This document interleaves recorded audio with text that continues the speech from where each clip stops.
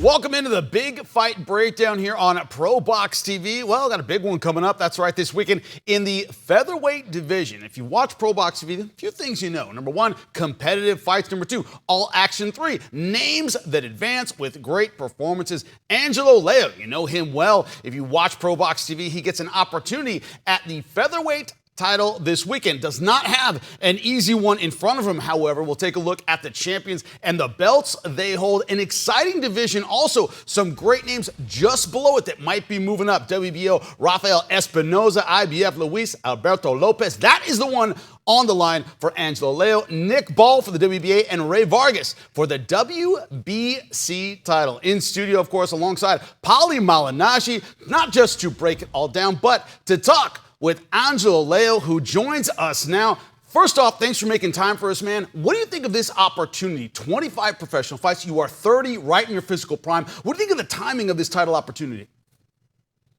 First and foremost, thank you guys for having me. It's a blessing to be here on ProBox with you guys. So just to let you know, I feel great. I feel in my prime, and I'm ready to go. It's a blessing to have this opportunity right now at this time because I'm the most hungriest right now. I got the most motivation right now just to go in there and get that second world title. It's been on my mind for a very long time, even when I had that 2-year layoff. And it's just been marinating, and I'm ready to get in there and become a 2-time world champion. You know, Angelo, that was actually going to take me to my next point. You've been a world champion before. What is the difference in the motivation and the climb to the second world title? I myself had 1-2 world titles in my career, and there's it's sort of a different approach. Your first world title sort of cements you as, okay, you belong in that club. You're in there. But the second world title sort of, I guess what it does is it takes out any doubters, but it also sort of means a lot more in a lot of different ways. What does it mean to you to become a 2-time world champion? Yeah, so basically you said it just like I was gonna say it, Paulie. A lot of the doubters, there's a lot of doubters from the first one. I feel like a lot of people are writing me off, and they're not giving me the respect I deserve from becoming a champion in the beginning. But the second one means a lot more just because it's in my hometown. During the first world title shot I got, it was during COVID, so I wasn't able to really appreciate it the way I really wanted to and how I dreamt of it. But either way, my name is cemented in the history books as becoming a world champion. But this time around, I want to really just show my fans, just show the public what kind of fighter I really am. And I got extra motivation this time around because I got the birth of my son. He's 1 year old, and so that adds a lot of motivation to me. But I'm just ready to go. I want to win a world title again, become a 2-time, and maybe unify in the future. But right now, I'm focused on becoming a 2-time. Let's talk about that hometown advantage. A lot of fighters don't like fighting in their hometowns. You have friends, you have people bugging you for tickets. You can't get away and kind of be separate from all the hype because it's your hometown. How do you feel about that? Do you feed off the energy of that crowd, or is it like that where you feel like it's a little bit of a burden? What's your thought on it? I feel like it could be a little overwhelming at times, just because, like you said, you got a lot of fans, a lot of friends hitting you up for tickets, shirts, and all that, and all this. And it's something I kind of forgot since I haven't fought in my hometown since 9 years ago. It's something that it's just kind of like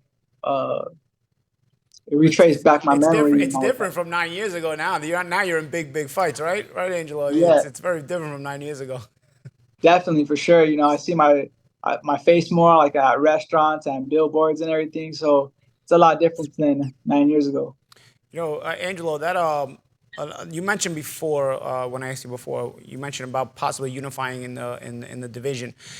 Mm-hmm. Lopez is a solid fighter, solid world champion. Would he have been the ideal opponent to fight for the world title for you? When you look at the list of champions, and obviously you got him in front of you tomorrow night, so you're most focused on him. But say 6 months ago, they would have told you, okay, you're going to get a world title shot. Is he the ideal guy you would have wanted? Do you match up best with him out of all the world champions in this weight class? Or is there anyone else that you feel like you match up just as well or maybe better against than you might be targeting, say, after this for unification? Yeah. I think I match up very well with Vanilla Lopez. I think it's going to be a very competitive fight. Um, if anything, I see Ray Vargas also being a great fight for me as well. But I think Vanalo is the most popular champion in the featherweight division right now. So, I wanted to crack at him. Being he's the most popular, I want that notoriety. So you got the one you wanted essentially. Yeah, pretty much. All right. Well, when you look at Lopez stylistically, we know that you're a very aggressive fighter. You do great body work. You're great stepping forward. Your opponent, very aggressive as well. Of course, Mexican fighter, you know what that means. The key to this fight, is it the one who's most aggressive? Is it the one who gets his opponent backing up? Is that key to you? I believe so, but I believe it's the one who's going to be the smartest in there, first and foremost.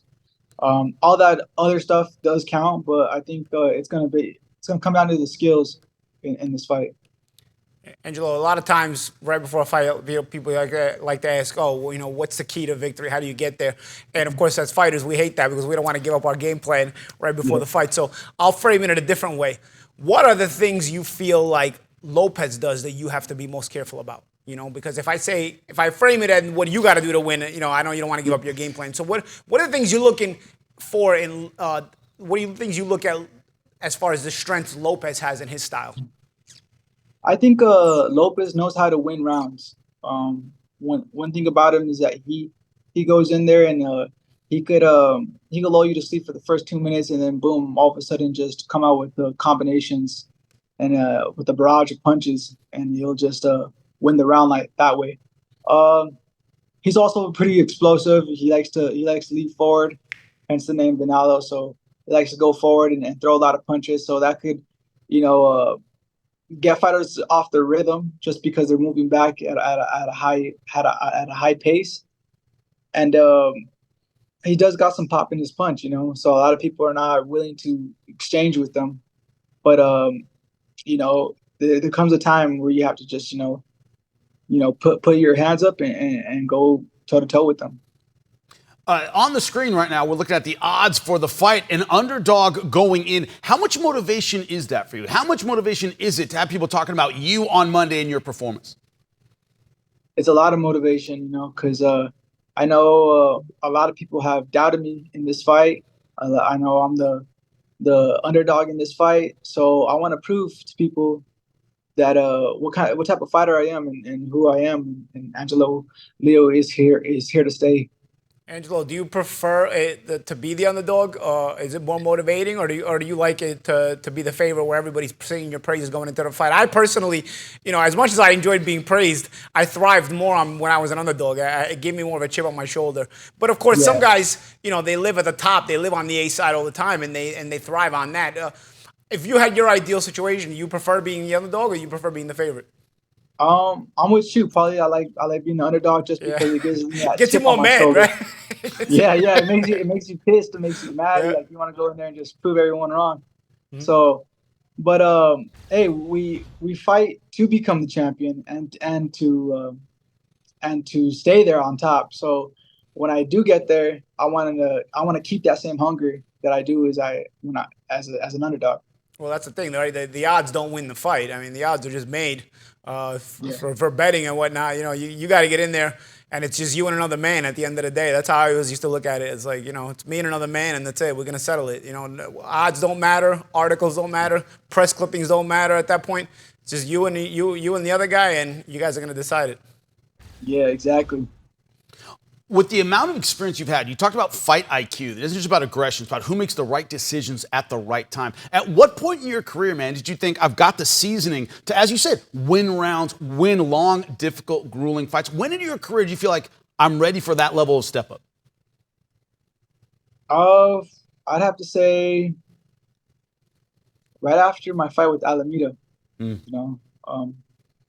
think that was not one of my best performances. I wasn't really happy with it, even though I got the decision. It wasn't my best, and so I thought to myself, I got to make some changes here. And that's when I had that 2-year layoff, and I was able to, just retrace everything, kind of think about my style, think about the way I fight, and kind of just zoom out of everything and just see that, okay, what do I really need to work on, and how do I need to make this more convincing to the judges? Well, we appreciate your time, my man. Best of luck this weekend. It's always a pleasure watching you fight, and best of luck to you, bud. Thanks, Angelo. Thank you, guys. Thank you guys for having me. Appreciate that. Not just a great fighter, man. A great kid, a lot of maturity. I like his attitude going into this fight. But you know what? We mentioned odds. If you mention, you know what? He's been around the block. Yeah. You know what I'm saying? Yeah, you got the odds against you, but you know when you've been around the block, the odds bother you less. That you know, like he said, he can tend to motivate you without getting over emotional. You know.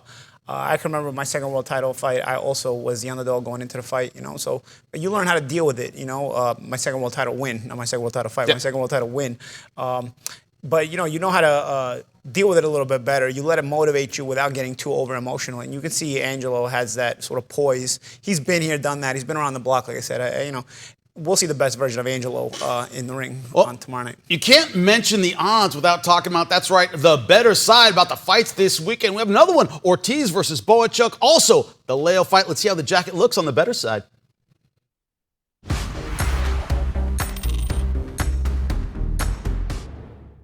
Back at it on the better side, and time to make some money. Thanks to our buddies at sportsbetting.ag. We got two championship fights to make some bets on. And let's start in Las Vegas. I always like to start in Las Vegas. For the WBC Interim Super Welterweight Championship, it is Virgil Ortiz Jr. getting his shot, taking on the interim champion, Sergey Bohachuk. And if you go to sportsbetting.ag, Ortiz is the favorite, minus 375. Bohachuk plus 275. Very much a live dog, but no interest there. So what is the better side of this? Listen, Virgil Ortiz's activity in the ring has long been documented, right? In the last 2 years, he has fought 2 professional rounds. 2. The question is, does he have the stamina? We know he's got the punching power against a guy who is very much like Virgil Ortiz. Bohachuk likes to get in the middle. He likes to bang inside. The question is, can he take the shots from Virgil Ortiz? Listen, if you go to sportsbetting.ag, you get a great bet that Ortiz stops Bohachuk inside 3 rounds. Rounds 1 through 3, Ortiz by stoppage, that's plus 900, 9-1. I'm going to sprinkle some money in there, but the bet that I like Bohachuk as a live dog at plus 275 to win, and Bohachuk by stoppage. Are you ready for this? 5-1, plus 500 at sportsbetting.ag. That's the bet I'm going to go with. Why? There's also the Manny Robles factor. Listen, Manny Robles is Bohachuk's trainer. He also trained Virgil Ortiz. These guys, Ortiz and Bohachuk, sparred more than 50 rounds together, and I don't know what it is. Robles has got the magic touch. Remember, he was Andy Ruiz's trainer when he beat Joshua, and Manny Robles was also Rafael Espinosa's trainer when he knocked off Robes Ramirez. I like Bohachuk on the money line, and I love him by stoppage at 5-1. The other championship fight, well, we're not going to be Breaking Bad, but we're going to go to New Mexico, Albuquerque, for the IBF Featherweight Championship. Luis Alberto El Venado Lopez taking on a ProBox alum in Angelo Leo. Lopez the favorite, minus 500. Leo, maybe a live dog, why not? Plus 350. We know that Venado is a road warrior. Listen, he won his title in England. He defended it in Belfast, and now he's going to Leo's hometown of Albuquerque. He's probably going to go the distance. I'm not going to put a lot on this, but I do like El Venado. I do like Lopez by stoppage late in the fight, rounds 10 through 12. Can't get away from that plus 850 at sportsbetting.ag. It's going to be a great weekend of fights. Hang on with us here at ProBox TV. We've got fight breakdowns of both Bohachuk and Ortiz and of Leo and Lopez. It's going to be a good one. Let's go make that money. I'm Jim Rodriguez, as always. Jacket included on the better side.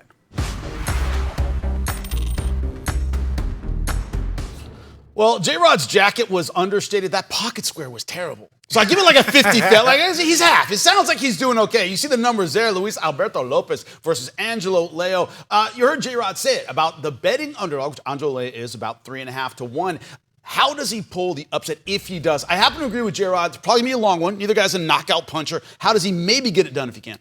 You know what? I like Leo's body punching ability. Maybe if you slow down Angelo Lopez a little bit, you can sort of start to take the momentum away from a guy. If you can create that debilitating body attack and drop the energy level of a guy like Venado who thrives off that, then you can sort of start to take the momentum away. We'll see what kind of game plan Leo comes in with. But obviously, to break down a guy to the body, it's a game plan that takes up several different rounds, and we got to see how he navigates those rounds through the fight.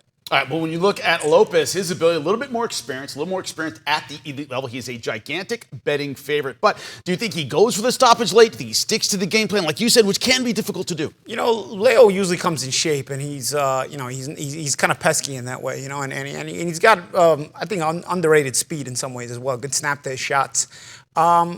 When you go for a knockout late, especially Venado's not the hugest puncher, right? He's a solid puncher, but I think when you go for a knockout late, you probably test out the waters to see just where the energy level is of your opponent. I think it'll all depend on where Angelo stands late in the fight. Does he stand in a position to be taken out, or does he stand in a position to where, okay, you know what, if I'm ahead in the fight, let me just get to the end and keep pushing what I'm doing. Or if Venado is behind in the fight, then does he need a knockout to win? I think going for the late round knockout, there's a lot of psychology there, and it depends on how the fight has gone to that point. Well, let's talk about the monster in the room that we have not mentioned. Naoya Inoue, of course. A lot of people thinking maybe you could lure him up for a big fight in the United States. Do people give fighters, I got to ask you, Paul, too much credit? Oh, you think about this guy or that guy. Look, I got a killer in front of me for 12 rounds. That's what I'm worried about right now. But late in fights, as you said, maybe I'm a little ahead. Maybe it's okay, let's go for the knockout, see if we can make some noise here in this weight class. Does that ever factor into a fight this big? Yeah, it does. To a degree, it always does. But then when you're in the ring, it rarely does. Because when you're in the ring, you got that tunnel vision, and you really can't afford distractions. It's like riding a motorcycle. I don't know if everybody's ever ridden a motorcycle, but when you do, fender benders. You got no other distractions. You got to fully focus on what you're doing, right? So the fight, especially at that level, is kind of the same thing. You may be thinking about all these things going into the fight, but when you're in the fight at that moment, the only thing you're thinking about is, executing and making sure you win. And then if you can do it a little bit better, sure, you're going to go for it. But if not, you make sure you execute the plan, the fight plan that gets you to where you got to go, which is the promised land and the victory. When we talk about Naoya Inoue, listen, Naoya Inoue at 122 is starting to feel like he's starting to hit his peak as far as, he does still dominate. Don't get me wrong. He's an excellent fighter, but now he's gone down. He's feeling, so you're at a weight class where you're starting to feel the punches. You keep going up. I don't think he's going to be in as much of a rush to keep moving up in weight as he has recently, right? Now, I think that being knocked down is a little bit of a wake-up call as far as where you belong in some weight classes. But I will say this, for that can favor Angelo Leo if he's able to get a win. Angelo is also an X-122. Naoya coming up from 122. If he moves up, he will usually, when you start to move up, you start to search for guys who formerly in the weight class below where you came from. So just to start to sort of get yourself together and start getting used to. So if Angelo will get you used to the new weight class. So if Angelo can win a world championship here, you know what? He possibly could be a guy that Naoya may be targeting. What's your thought on that before we go? This idea that your frame is X, right? Your Honda Civic. You can put truck tires on it. Still a Honda Civic with truck tires on it, right? Yeah. This idea that your frame... It's not frame... going to drive the right way. Right, but the frame doesn't hold the tires, right? A 122 isn't a natural 130. What's your thought on that? In some ways, it applies, and in some ways, guys can fill out a little bit more. Look at Tommy Hearns. Tommy Hearns was a giant at welterweight. You knew he was going to go up in weight eventually. Skinny welterweight. You can't hold that frame. But when you're a little bit shorter, it's more difficult, where to keep going up in weight because your body doesn't have that same frame. It's always difficult to carry up power the same way that you had it in the lower weight classes. Some guys, there's various degrees of guys carrying up various power, and some guys don't carry it up as much. I don't think you ever carry up the same power either way. And then, of course, the chin. You don't take as good of a shot either as you go up in weight because now you're getting hit with heavier punches and you're not at your quote-unquote natural weight. So you're dealing with that as well. And we saw Naoya Inoue go down in his last fight, to bring him a Tommy Hearns effect. Tommy Hearns was knocked out and upset by Iran Barkley at 168. So, there is more susceptibility there as well. Donnie Lalonde dropped Sugar Ray Leonard, if everybody remembers that fight. Yeah. We're talking about old school guys trying to go up in weight. So there are risks and calculated risks that you have to consider as you move up in weight. But of course, fighters, they like to challenge themselves. You go where the money is. And when it comes to boxing news, the money right here at ProBox TV. Download the app and never miss any boxing news. This has been the Big Fight Breakdown. We'll see you after the fights. Wednesday Night Fights. Dynamite action on Wednesday Night Fights every other Wednesday on your boxing channel. Coming up on your next Wednesday Night Fights, August 21st.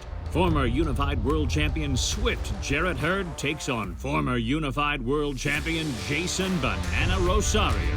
Live from the ProBox Event Center in Plant City. Get your tickets at proboxtv.com or take your chances at the door. Wednesday Night Fights. For more ProBox TV, scan the QR code on the screen or go to the App Store and Google Play. ProBox TV, your boxing channel.